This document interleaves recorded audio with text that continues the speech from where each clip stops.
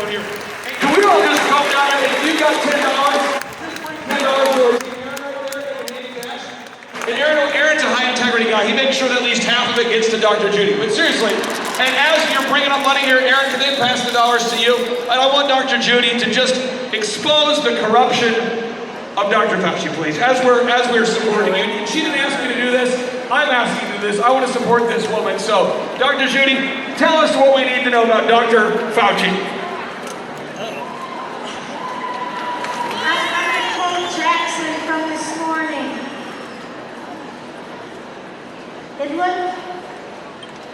It looked like checkmate when Felonious Fauci had me jailed in 2011, but the king had another move.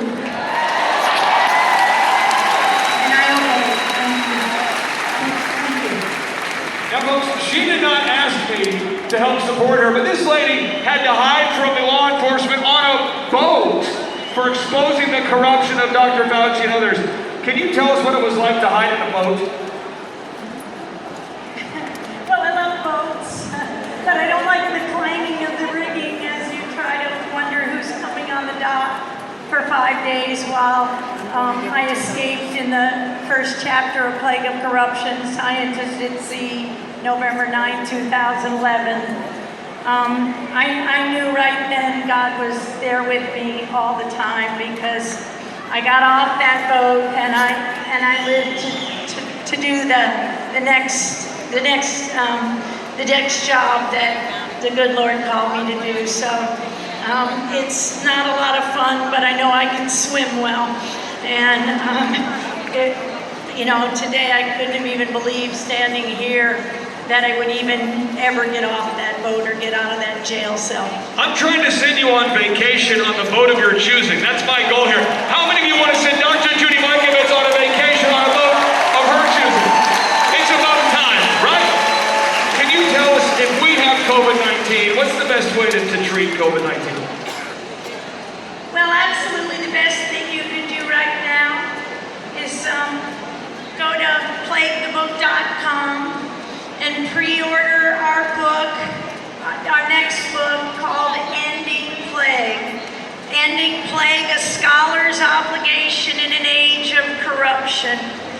Because a scholar's obligation is to produce knowledge and communicate that knowledge no matter the cost. And that's what we've lost in science today with the likes of Felonious Fauci, the Centers for Dishonesty and Corruption, and every other level of health and human services, who wants you to believe that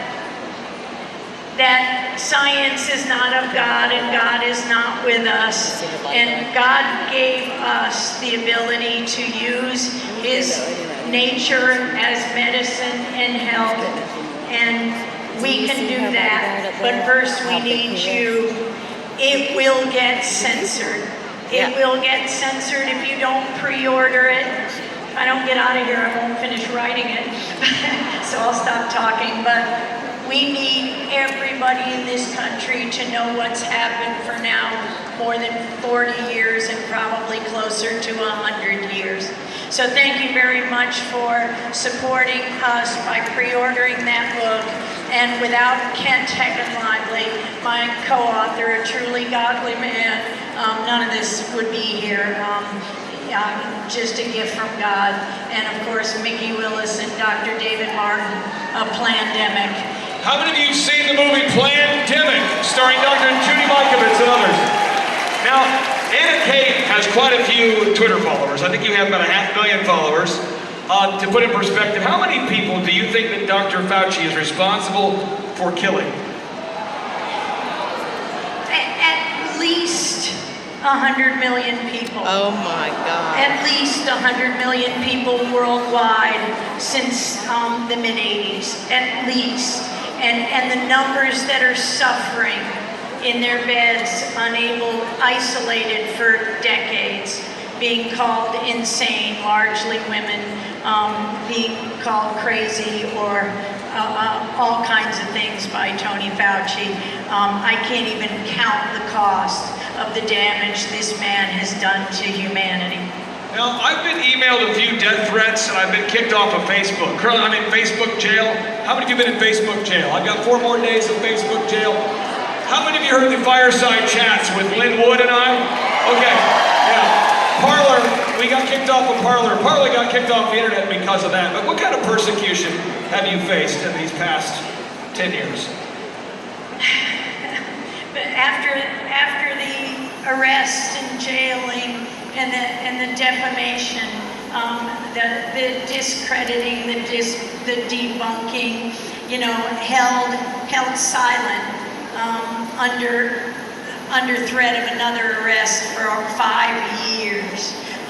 It's hard to describe the past decade, but you know, thanks to Ken and Lively and people like you and God, in obedience every step of the way, I learned what I had to learn sitting in that jail cell and listening to God tell me what to do next, and knowing He would be there with me. Now, I am an absolute shameless salesperson when I believe in a cause, but I know you've never done this for money. You've never asked for money. She's going to talk to you backstage and say, I cannot believe you do that. Don't do that again.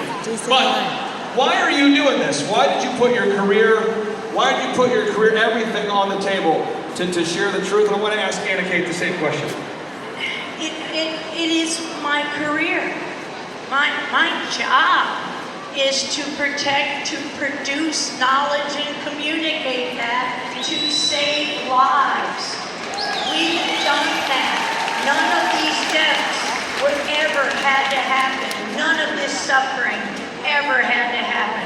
That's God's gift to me, and that was my promise of obedience from the day I went into this field.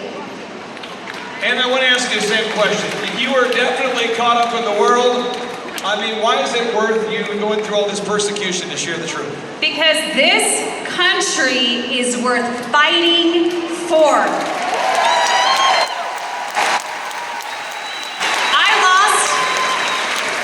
I lost my native country to communism.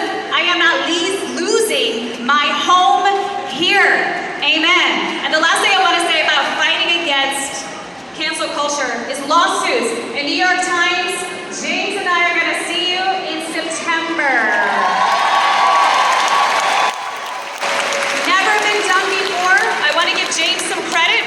He got the New York Times to get deposed. For the first time in history, journalists will be under oath.